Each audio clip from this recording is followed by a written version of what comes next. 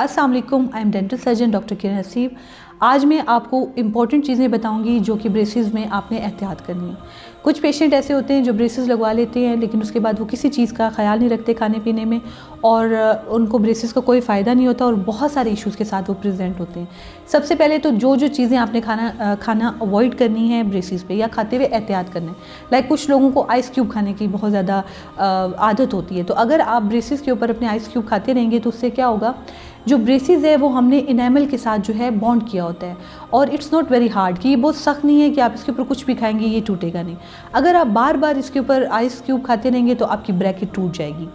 Like अभी थोड़े पहले ही मेरा एक टॉपिक था जिस पे मैंने आपको बताया कि ब्रेसेस कैसे काम करते हैं। ब्रेसेस की एक असेंबली होती है जिसमें ब्रैकेट्स होती हैं, उसमें से एक वायर पास कर रही होती है और उसके ऊपर एक हम टाई लगाते हैं। ये असेंबली एज अ होल, क्योंकि ये ब्रैकेट जो है वो आपके दांत के साथ स्टिक है, उसके बीच में से वायर गुजर रही है और उसके ऊपर एक टाई लगी हुई है, तो इसने एक उसको वायर को और ब्रैकेट को एक स्ट्रक्चर बनाया हुआ है, तो एज अ होल ये काम करेंगे। अगर आप आइस क्यूब खा रहे हैं और इस दौरान आपकी कोई ना कोई ब्रैकेट डिसलॉज हो गई है, तो क्या आपको लगता है कि वो दांत आपका उस डायरेक्शन में मूव करेगा जिस डायरेक्शन में हमने प्लान किया है?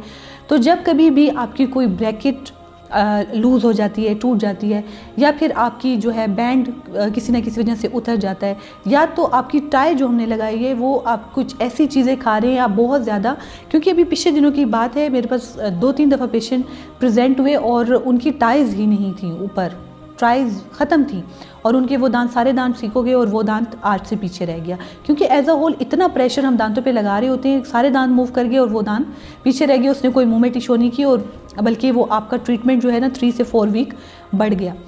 तो टाइज़ अगर आप ख्याल नहीं रखेंगे और आप बहुत गरम चीज़ें, गरम चाय, आप गरम कॉफ़ी, गरम दूध, आप बहुत गरम हॉट चॉकलेट पी रहे हैं, तो आपकी टाइज़ जो हैं वो बड़े डेलिकेट से होते हैं, वो आपकी डिज़ोल्व हो जाएंगी, वो उतर जाएंगी, वो आपको पता ही नहीं चलेगा और आपका ट्रीटमेंट जो है वो डिले हो जाएगा। तो सबसे पहले आइस क्यूब आपने नहीं खाने। नंबर 2, आपने कोई बहुत ज़्यादा हॉट चीज़ें अवॉइड करनी है जब आपने ब्रेसेस लगाने हैं। नंबर 3, कुछ लोगों को हैबिट होती है अपने नाखूनों को खाने की या हर वक्त मुँह में आपके पेंसिल रखने की। इससे क्या होता है, जब आप हर वक्त मुंह में नाखून या पेंसिल रखेंगे तो जो हमने आपकी एक वायर लगाई हुई है उसके ऊपर वो एक डिफरेंट डायरेक्शन में उसके ऊपर फोर्स डालते रहेंगे। फॉर एग्जांपल, मैंने आपको एसएस वायर दी हुई है, तो एसएस वायर की तो कैपेसिटी है कि आप उसको थोड़ा सा भी बेंड करेंगे वो बेंड हो जाती है, तो जब आप उसके ऊपर एक वो फोर्स देंगे वो बेंड हो जाएगी और जब वो बेंड होगी तो वो उस दांत को किसी न किसी एंगल पे किसी और डायरेक्शन में ले जाएगी। तो ये जो चीज़ें बहुत इंपॉर्टेंट है, इससे क्या होगा कि आपका ट्रीटमेंट ख़राब, क्या इस तरीके से आपके दांतों को भी डैमेज हो सकता है। एक दफ़ा इस तरह हुआ कि एक पेशेंट है, उनकी जो है एक तार जो है, एक ब्रैकेट टूट गई और तार उनकी जो है वो मोलर बैंड से निकल गई। उन्होंने क्या किया, उन्होंने वहाँ से अपनी तार खुद ही काट दी मेरे पास आने के बजाय। तो आप एसएस वायर की इतनी स्ट्रेंथ है क्योंकि वो एक्सपेंशन करते हैं, तो उन्होंने उसके एक साइड के पूरे दांतों को पूरी आरसी डिस्लॉज कर दिया। तो इस तरीके से आपने खुद नहीं करना। जब भी कोई ऐसी हो, ये डेंटल एमरजेंसीज़ में आ जाते हैं, ऑर्थोडोंटिक एमरजेंसीज़ में आ जाते हैं, अपने फ़ौरन अपने डेंटिस्ट के पास आना है। तो इससे ये नहीं होता कि कोई आपका दांत ही जड़ से निकल जाएगा, लेकिन आपका ट्रीटमेंट बहुत डिले हो जाता है। हर एक आपके जिससे आप ख्याल नहीं रखेंगे अपने ब्रैकेट्स का, तो आपका ट्रीटमेंट जो है वो डिले होता जाएगा। आप अपनी अपॉइंटमेंट्स मिस करेंगे, आपका ट्रीटमेंट डिले होता जाएगा। आपकी कोई ब्रैकेट टूट गई है, कोई टाई टूट गई है, आपका ट्रीटमेंट डिले होता जाएगा। इसी लिहाज से आपने स्टिकी कैंडीज़ वगैरह बिल्कुल अवॉइड करनी है, वो ब्रैकेट्स को तोड़ देती हैं। आपने बड़े बाइट से बर्गर वगैरह नहीं खाने। आप बबल गम और स्टिकी कैंडीज़ बार बार खाते रहेंगे, आपके बैंड डिसलॉज होते रहेंगे। तो ये चीज़ें आप लोगों ने बहुत अवॉइड करनी है, क्योंकि ये सारी असेंबली आपके दांतों पे बहुत इंपॉर्टेंट है। तो जो ब्रेसिस के पेशेंट हैं, उन्होंने ये तो चीज़ें हो गई उनके खाने पीने की कि जिसमें उन्होंने किस चीज़ों का ख्याल रखना है। अब आप डेंटिस्ट के पास आए हैं अपने दांतों का इलाज कराने के लिए, क्योंकि आप एस्थेटिक्स चाहते हैं, आपको अपने दांतों की खूबसूरती पसंद है।